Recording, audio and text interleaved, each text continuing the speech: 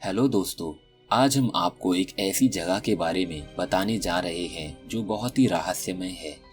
तो बने रहे हमारे साथ और वीडियो को लास्ट तक जरूर देखना इसका सच जानने के लिए। मेरा नाम है फुजैल और आप देख रहे मिस्टीरियस व्लॉग्स। तो चलिए शुरू करते हैं। मैक्सिको अपने ऐतिहासिक पर्यटन स्थलों एवं स्वादिष्ट व्यंजन के अलावा रहस्यमय स्थानों के लिए भी विश्व विख्यात है। पॉलसन दी मैपिनी के निकट एक मरुस्थलीय भूमि का टुकड़ा है जिसके निशब्द क्षेत्र या द साइलेंट जोन कहते हैं। स्थानीय भाषा में इसे ला जोना डेल सेलेंसियो कहते हैं।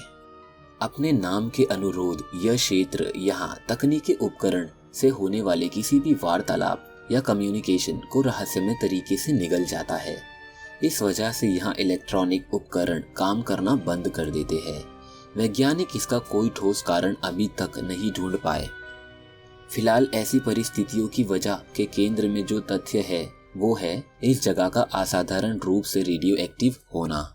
इस क्षेत्र की पहली रहस्यमय घटना सन 1940 के दशक में घटी, जब इस क्षेत्र के ऊपर उड़ रहे एक विमान के पायलट फ्रांसिस्को सराबिया ने इस क्षेत्र में उड़ने के दौरान अपने साथ होने वाली अजीबोगरीब अनुभवनाओं के बारे में बताया। उसने बताया कि वैमानिक उपकरण उसके नियंत्रण से बाहर होकर विचित्र तरीके से व्यवहार कर रहे थे और उसके विमान ने किसी भी प्रकार का सिग्नल भेजना और प्राप्त करना बंद कर दिया था। बाद में उसने किसी तरह से अपनी जान बचाई।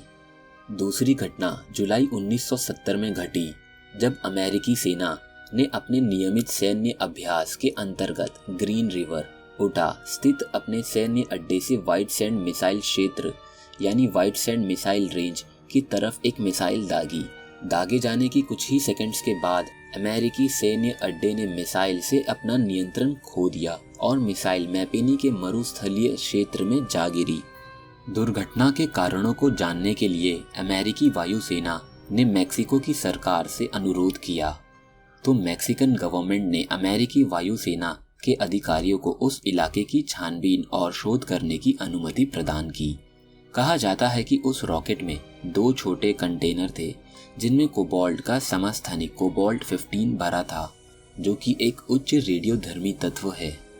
लेकिन विशेषज्ञ मानते हैं कि केवल इतने से ही कोई मिसाइल अपने निर्धारित पथ को त्याग कर किसी दूसरे पथ पर नहीं मुड़ सकती। वैज्ञानिकों ने अपने शोध में पता लगाया है कि वहां किसी भी प्रकार का कोई सिग्नल, चाहे वो रेडियो एक्टिव हो या विद्युत चुंबकीय, काम नहीं कर सकता।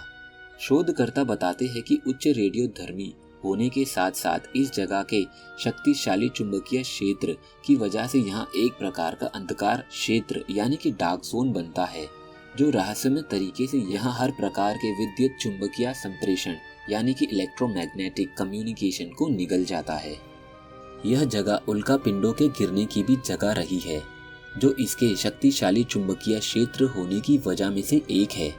1970 की घटना के बाद से मैक्सिको की सरकार ने वहां कई सारे शोध भवन बनाए हैं, जो वहां होने वाली हर असामान्य घटना पर पैनी नजर रखते हुए है। जानकर बताते हैं कि वहां की सरकार पूरा सत्य नहीं बता रही। दरअसल उनका मानना है कि वहां शोध करने वाले वैज्ञानिक जिन तथ्यों पर वास्तव में शोध कर रहे हैं उनके बारे में बाकी दुनिया को अधिक अंदाजा नहीं है।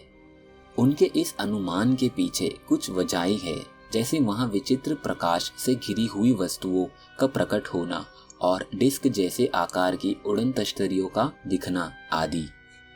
वहां के स्थानीय लोगों का विश्वास है कि ये जगह दूसरी दुनिया के परग्रही एलियंस के आने जाने का दरवाजा भी है।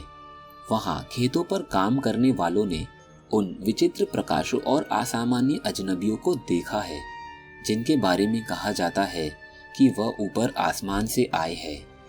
वास्तव में उनमें से 3 सुनहरे बालों वाले अजनबियों को कई स्थानीय लोगों ने देखा है, जिनके अजीब से दिखने वाले विमान जब कभी उनके खेतों पर उतरे हैं, उस स्थान की पूरी फसल जलकर काली हो गई है।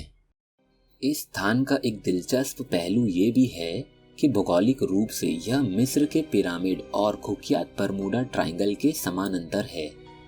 आधिकारिक रूप से इस स्थान पर परग्रही गतिविधियों के कोई प्रमाण नहीं मिले हैं, लेकिन यहाँ के स्थानीय लोग ना समझ आने वाली कई असाधारण घटनाओं के गवाह बने हैं।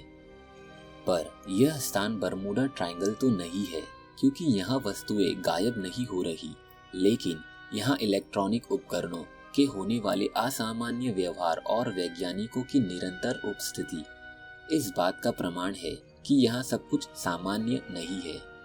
वैसे तो डार्क जोन में कई राज दफन होते हैं और मामला अगर परग्रही गतिविधियों का हो तो ज्यादातर लोग उससे दूर रहना ही बेहतर समझते हैं। तो दोस्तों, ये वीडियो आपको कैसी लगी कमेंट सेक्शन में जरूर बताएं, और अगर पसंद आई है तो लाइक और शेयर करना मत भूलना, और हमारे चैनल को भी सब्सक्राइब कर लो।